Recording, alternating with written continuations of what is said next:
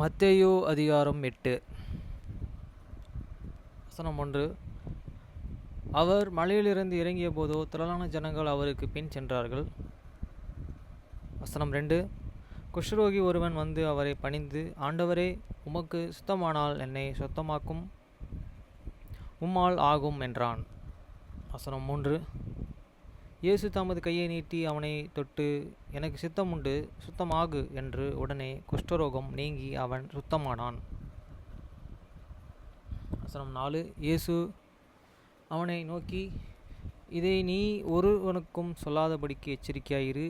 ஆயினும் அவர்களுக்கு சாட்சியாக நீ போய் ஆசாரியனுக்கு உன்னை காண்பித்து மோசே கட்டளையிட்ட காணிக்கையை செலுத்து என்றார்.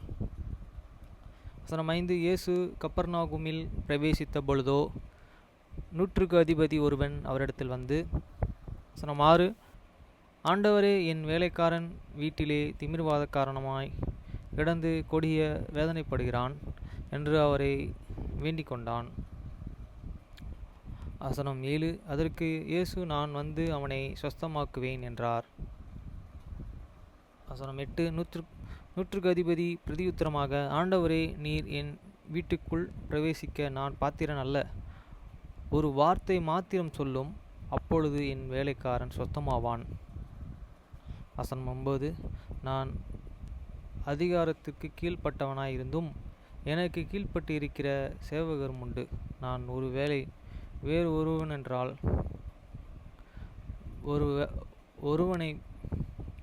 ஒருவனை போ என்றாலும் போகிறான், மற்றொருவனை வா என்றாலும் வருகிறான்.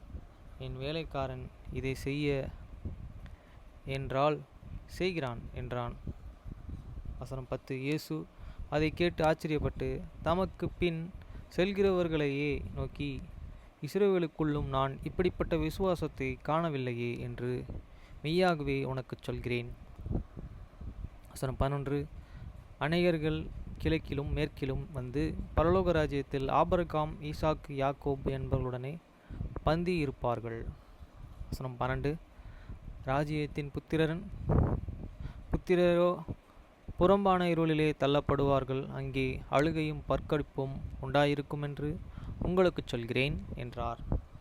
வசனம் 13. பின்பு இயேசு 100க்கு அதிபதியை நோக்கி, நீ போகலாம், நீ விசுவாசித்தபடி உனக்கு ஆக கடவது என்றார். அந்த நாளிகையிலே அவன் வேலைக்காரன் சொஸ்தமானான். வசனம் 14. இயேசு பேதுருவின் வீட்டிலே வந்து அவன் மாமி ஜுரமாய் கிடக்கிறதை கண்டார். வசனம் 15. அவர் அவள் கையை தொட்ட உடனே ஜுரம் அவளை விட்டு நீங்கிற்று. அவள் எழுந்திருந்து அவர்களுக்கு பணிவிடை செய்தாள். வசனம் 16.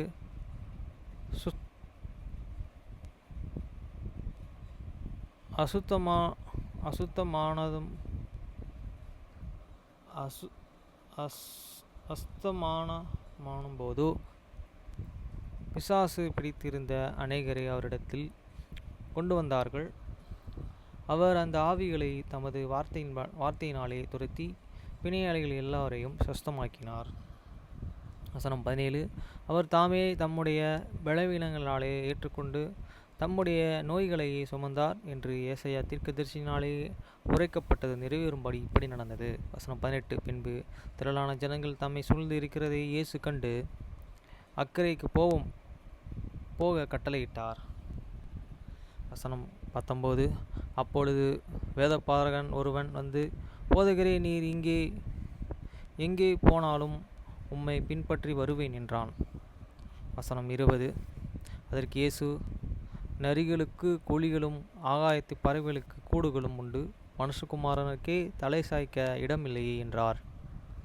வசனம் 21. அவருடைய சீஷர்கள் வேறு ஒருவன் அவரை நோக்கி, ஆண்டவரே, பின்பு நான் போய் என் தகப்பனை அடக்கம் பண்ண எனக்கு உத்தரவு கொடுக்க வேண்டும் என்றான்.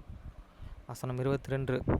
அதற்கு இயேசு, மரித்தோர் தங்கள் மரித்தோரை அடக்கம் பண்ணும் மட்டும் நீர் என்னை பின்பற்றி வா என்றார். வசனம் 23. அவர் படவில் ஏறின போதோ அவருடைய சீஷர்கள் அவருக்கு பின் சென்று ஏறினார்கள்.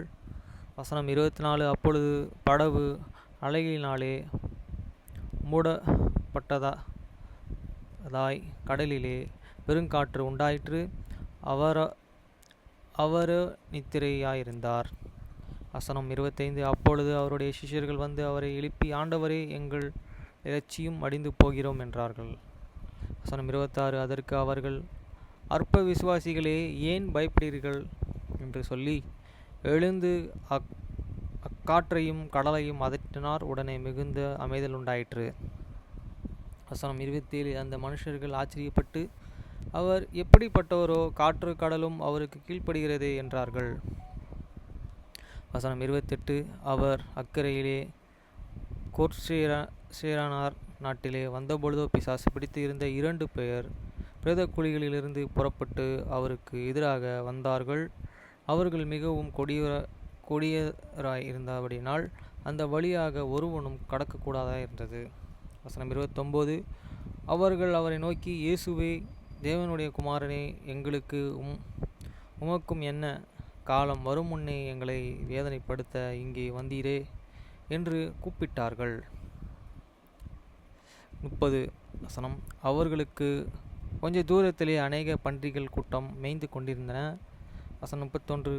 அப்பொழுது பிசாசுகள், நீர் எங்களை துரத்துவீரானால் நாங்கள் இந்த பன்றி கூட்டத்தில் போகும்படி உத்தரவு கொடும் என்று அவரை வேண்டிக் கொண்டன. வசனம் 32. அதற்கு அவர், போங்கள் என்று அவைகளை புறப்பட்டு பன்றி கூட்டத்திற்கு போயின. அப்பொழுது பன்றி கூட்டம் எல்லாம் உயர்ந்த மேட்டிலிருந்து கடலிலே குதித்து கடலிலே பாய்ந்தது, ஜலத்தினால் மாண்டு போயின. வசனம் 33. அவைகளை மேய்த்தவர்கள் ஓடி பட்டணத்திலே சென்று இந்த சங்கதிகளை எல்லாவற்றையும் பிசாசு பிடித்தவர்களுக்கு சம்பவித்தவைகளையும் அறிவித்தார்கள். வசனம் 34. அப்பொழுது அந்த பட்டணத்தார்கள் யாவரும் இயேசுவுக்கு எதிர்கொண்டு வந்து அவரை கண்டு தங்கள் எல்லைகளை விட்டு போகும்படி அவரை வேண்டிக் கொண்டார்கள்.